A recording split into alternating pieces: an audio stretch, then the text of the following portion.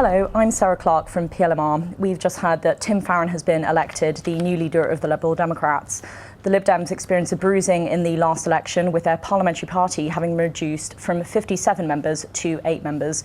And with me today are 3 members of the PLMR team who are Liberal Democrat supporters. So firstly, coming to Stephen, will Tim Farron's election be the turning point that the party needs? It won't be the turning point, but it marks the opportunity for a big moment to change how the Lib Dems are perceived. Tim Farron has the advantage that he's untainted by the coalition government. He wasn't a member of that coalition government as a minister, and so he's able to kind of take the party on a step. It's what he chooses to do with that opportunity, though, will define the Liberal Democrats and will define the party. You get one go, I think, as a party leader, particularly in opposition, one moment where the public decides what they think about you. And he needs to pick the right battle, pick the right thing to take a stand on, demonstrate a really distinctive Liberal stance on something. We don't know what that'll be yet, but at some point, that will be the moment that sets the tone and determines how well the Lib Dems do in the next election. It was, joining the coalition and tuition fees that decided how well they did in this last election. Tim needs a bit of luck and some good decision making to go for the right moment that sets the Lib Dems up to do better than their current lot of 8 MPs. Thank you, Stephen. And Nathan, what do you think about Tim Farron will appeal most to the general public, and what do you think could potentially put people off? I mean, as a member, I've always been a big fan of Tim Farron, and he's on the left of the party, more in line with Labour, which is kind of how I personally sit and how I think a lot of the grassroots members sit. Is a marked change from the kind of orange bookers that have been Nick Clegg and heavily involved in the coalition. And that's one of the reasons why he was odds-on favourite to win the leadership campaign. I think for the public, what will put people off, possibly, is he's a very outspoken, or previously has been outspoken, Christian, and his views there are tying with some of the older generation, but not so much with traditional kind of Lib Dem voters. We're very much pushing the envelope on civil liberties, and it's something that he's been a little bit against, and that might jar with some of the wider public and people who might be willing to embrace the Lib Dem cause again.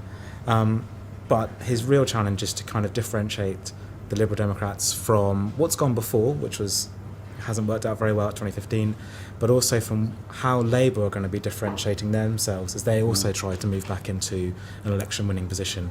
And that's a very fine line for Tim to balance. Thanks, Nathan. And Patrick, finally on to you. What do you think Tim Farron's priorities should be over the next 5 years? I think I pick up on what Nathan says, which is that in some ways the smart thing to do in terms of positioning the Liberal Democrats does depend on the outcome of the Labour leadership election.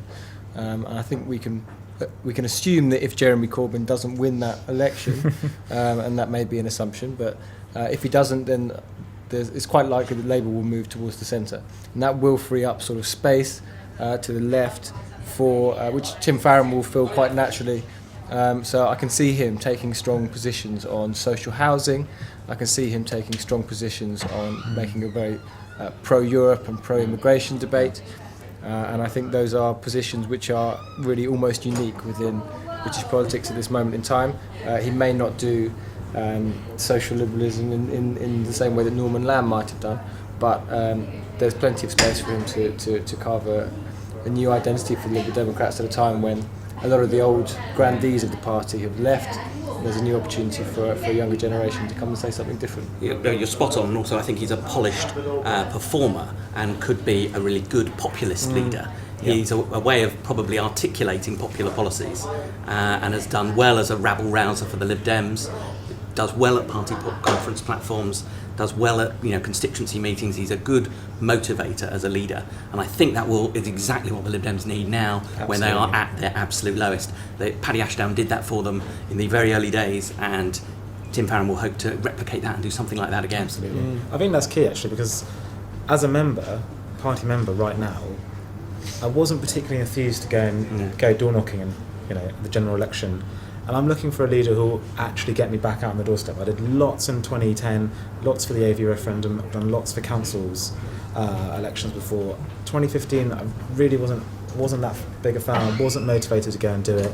It's easy to get £10 out of me for my membership. It's much harder to get me trudging around 500 doors on a weekend. And that's really what the Lib Dems need if we're going to get councillors back again. So obviously, we've lost loads of councillors as well. Lots of people, elected positions and reasons why you might have gone out through personal connections that you really need. And I think Tim Farron is a very, on a personal level, he's quite relatable in a way that Charles Kennedy was. And at the moment, in the most recent election, Nicola Sturgeon got a lot of credit for being very relatable when she was out on the street talking to people, wasn't a kind of robot politician. And I think Tim Farron definitely benefits from that. And creating that sort of human face at times of elections is very, very important. Stephen, Nathan and Patrick, thank you so much for your comments. That's all from us today. For more expert analysis, please do visit our website at plmr.co.uk. Thanks for listening.